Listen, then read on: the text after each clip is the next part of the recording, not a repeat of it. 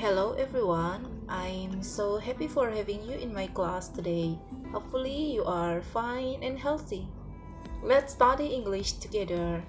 Senang sekali pada saat ini kita masih bisa bertemu dan berharap kamu dalam keadaan baik dan sehat. Mari kita mulai belajar bahasa Inggris bersama. Dear class, sometimes you need to tell the other people about what had happened in your life, what you did yesterday, or even share about your past experience or holiday. Kadang-kadang kamu memang perlu untuk menceritakan kepada orang lain tentang apa yang telah terjadi dalam kehidupanmu, apa yang kamu lakukan kemarin, atau bahkan berbagi tentang pengalamanmu yang telah terjadi di masa lampau atau tentang liburanmu. Sangat terkait dengan materi kita pada hari ini, recount text. What is recount? Recount is a text which retells event or experiences in the past. Jadi, recount adalah sebuah teks yang menceritakan kembali kejadian atau pengalaman di masa yang lampau. Well now, what is the social function of recount text? Apa fungsi sosial dari teks recount? Atau ketika kamu mau berkomunikasi dengan orang lain, apa tujuan kamu belajar teks recount? It is stated here that the social function of recount text is to retell events for the purpose of informing and entertaining. Jadi tujuan kamu belajar teks recount adalah kamu harus bisa menceritakan kembali tentang suatu peristiwa yang telah terjadi untuk memberikan informasi dan menyenangkan baik pembaca ataupun pendengar. Okay, now let's talk about the generic structure of recount text. Struktur umum dari teks recount. Kamu perlu belajar ini agar kamu bisa mengetahui bagaimana langkah-langkah penulisan dari teks recount. The generic structure of recount text consists of 1. Orientation, 2. Events, 3. Reorientation. Mari kita belajar bersama-sama langkah-langkah penulisan dari teks recount yang terdiri dari 3 bagian ini. The first is orientation.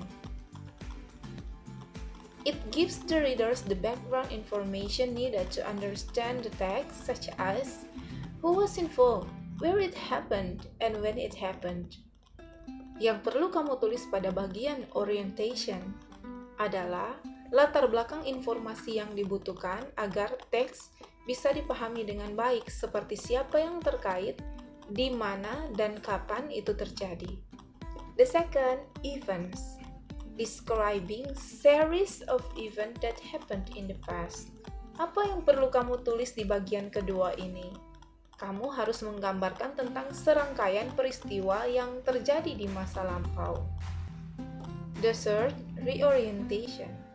Stating personal comment of the writer to the story, and it's optional.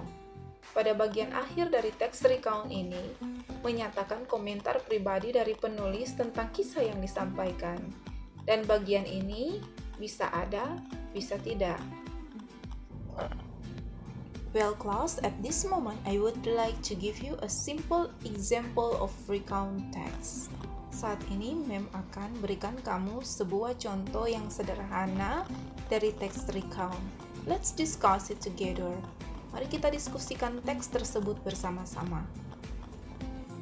The title of this recount text is My Day. Hariku. I had a terrible day yesterday. Saya mengalami hari yang buruk kemarin.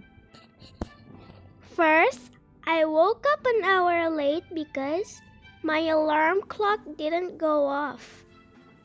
Pertama, saya terbangun 1 jam terlambat karena alarm jam saya tidak berbunyi. Then, I was in such a hurry that I burned my hand when I was making breakfast. After breakfast, I got dressed so quickly that I forgot to wear socks. Setelah sarapan, saya berpakaian begitu cepat sehingga saya lupa memakai kaos kaki.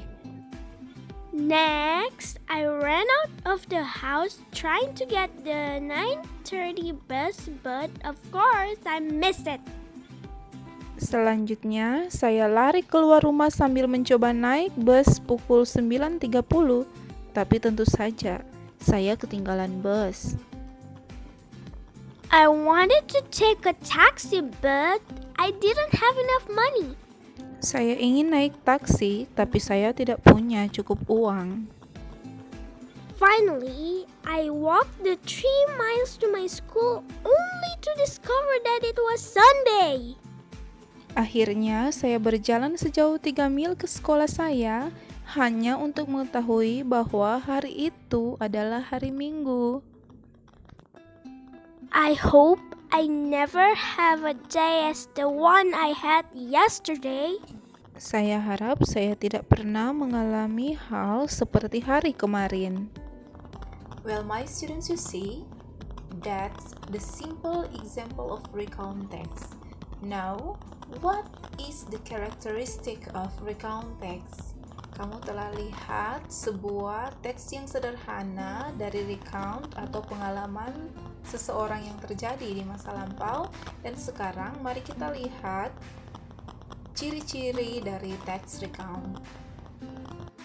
Sesuai dengan contoh teks ini, menulis teks recount harus mengikuti langkah-langkah penulisan atau generic structure of recount text, orientation, events, and reorientation.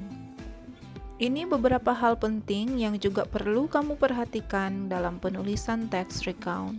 The first, focus on individual people or use the words I or we, my group, or my family. Use words which indicate when.